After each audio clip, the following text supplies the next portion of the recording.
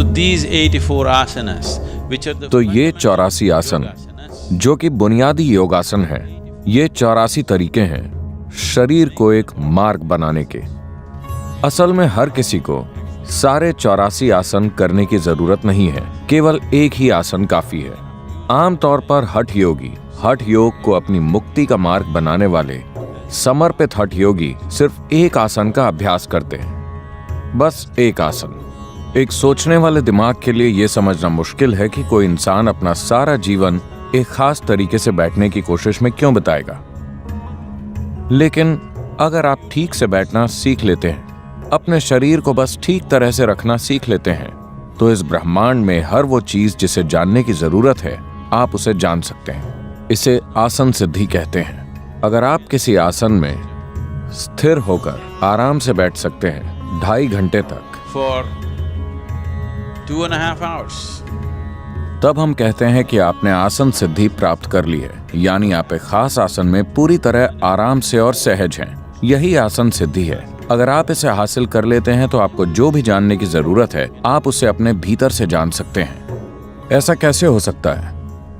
केवल बैठने से आप कैसे हर चीज जान सकते हैं जो जानी जा सकती है? अगर आपके पास घर में टीवी है, टीवी बस एक डब्बा है जिसमें थोड़ी इलेक्ट्रॉनिक्स होती हैं,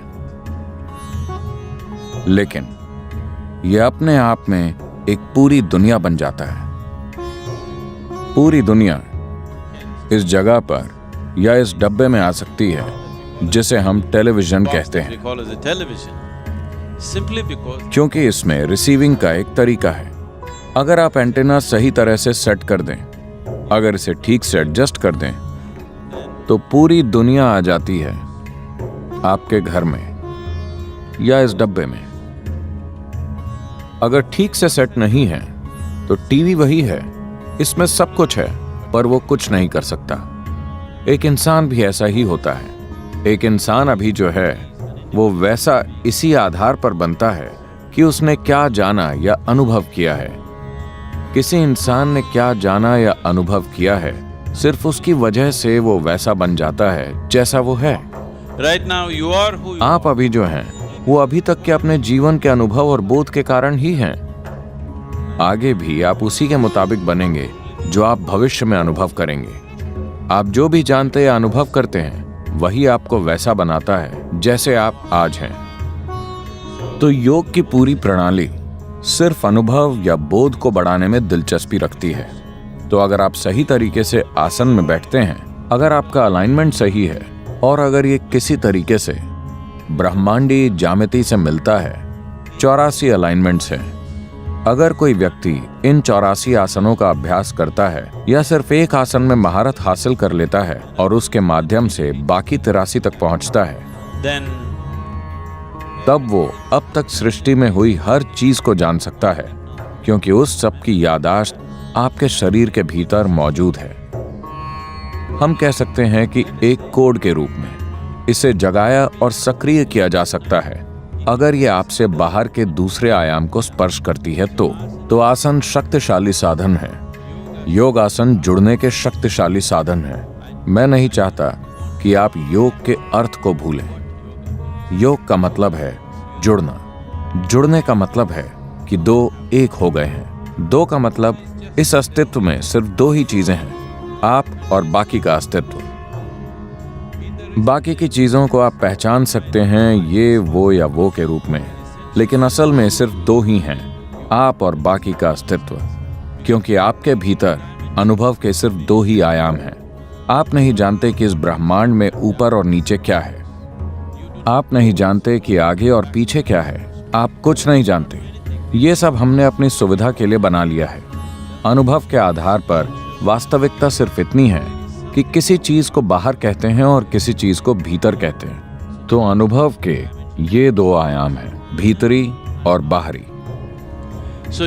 तो योग का मतलब है इन दोनों को मिलाकर एक कर देना, बाहरी और भीतरी, आप और बाकी सब, आप और कोई और। जब आप और कोई और नहीं होता, तब सिर्फ आप और आप होते हैं, तब वो योग है। so asanas are तो आसन इस तक पहुंचने का शारीरिक जरिया है। ये एक शारीरिक साधन है इस परम एक रूपता तक पहुंचने के लिए, क्योंकि शरीर के साथ काम करना सबसे आसान होता है। अगर आप अपने मन के साथ कुछ करने की कोशिश करते हैं तो ये कई तरीके से चालें खेलेगा।